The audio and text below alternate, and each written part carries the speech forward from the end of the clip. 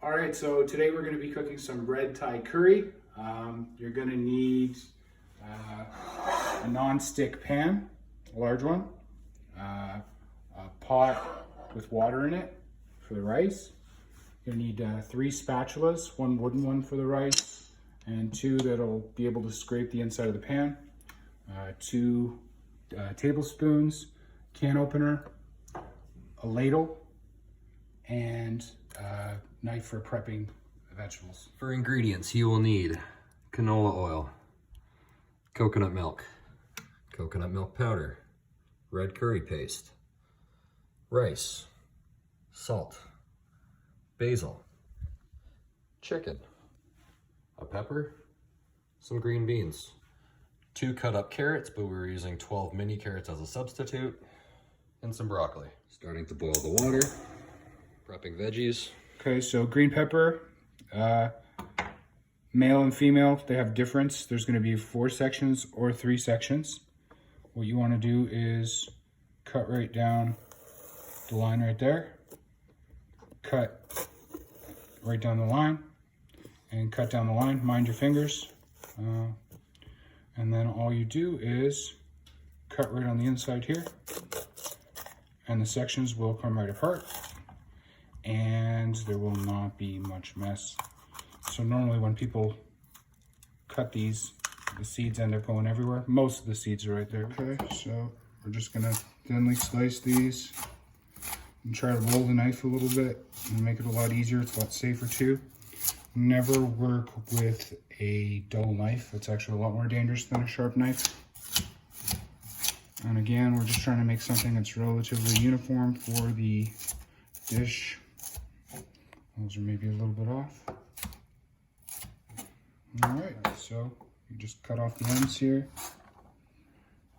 Line them all up as best you can.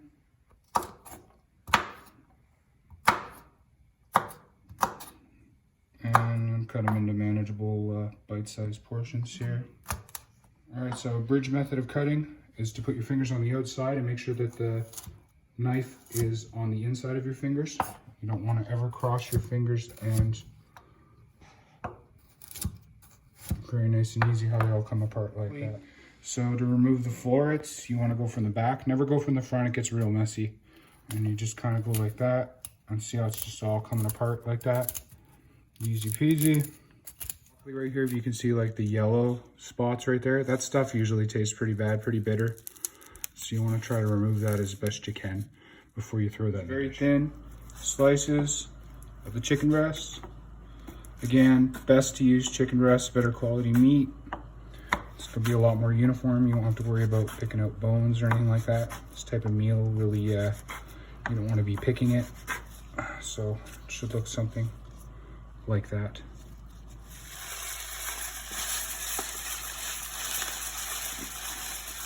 Well, a cup and a quarter rice, cup and a half. Add it in, rinse it. If you have a strainer that's very fine, you can use that. What I do is I'm just running water through it. You mix it a little bit and see how cloudy it is. See how you can't even see the rice. You want to make sure that when you're mixing this stuff and you're cleaning the rice like this, that after you rinse it a few times, it becomes a lot clearer. You don't want to deal with the murky rice. It'll taste kind of like the bag. A lot of the times people find that if it's stored in a burlap bag, it'll taste like burlap, which is no good at all. So we're just gonna add that in there just right before we start cooking the curry. Rinse it out a little bit. Add some salt. Pinch of salt. Give it a stir. All right, so before you start cooking the curry, the most important thing is to make sure you open up the can of coconut milk. If you don't do this now and you try to scramble to do it while you're cooking the curry, you're gonna burn it.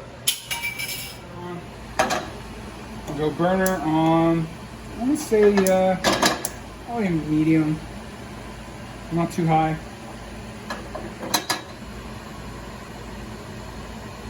While you're there, that looks like enough oil. I want to say that's at least a couple tablespoons, maybe a little bit more. I'm going to saturate this curry paste with the oil. The more curry paste you put in, the hotter it's going to get. We're not going to go too crazy. You don't want to kill Dalton. Thank you, Kyle. All right. And I think that's probably going to be enough. Now what we do, heat up this oil, and you want to turn this paste into kind of slurry right into the oil, and it will absorb a lot of the oil, so this oil is going to start to shrink away. And you can see the consistency of that. It's starting to look more like a slurry, less like a paste now. Alright, so we're ready to add some coconut milk. You can see it's starting to bubble there. It's getting aromatic. You can really smell it.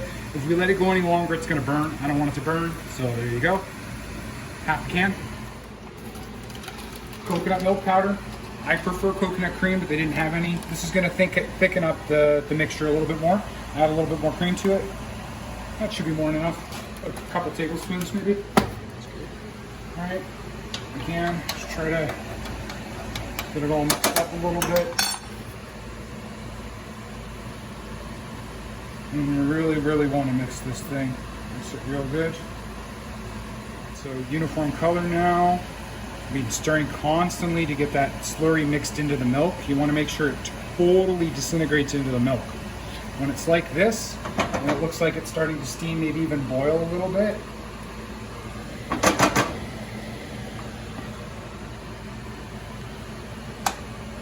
so it's starting to bubble right on the edges. I'm going to add the rest of the milk. Okay, stir it up real quick.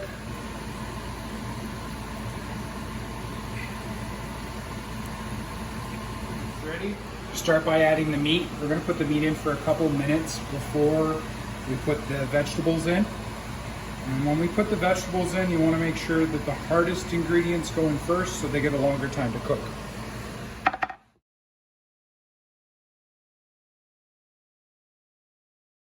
This is totally Stirring up more of the rice. so this rice is done. To prevent it from cooking any longer, what you want to do is get a strainer.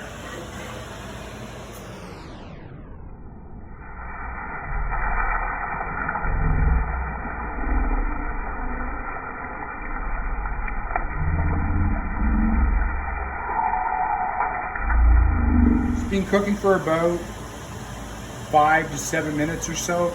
Everything's starting to feel really tender in here. It's a gas stove, so it cooks a lot quicker. As soon as it hits this point, you want to turn the heat right off. It's still bubbling on the heat. We're going to take some basil here. Big leaves. This is going to transform the dish quite considerably. Let's go for like 5 or 6 leaves here. Just going to rinse them real quick.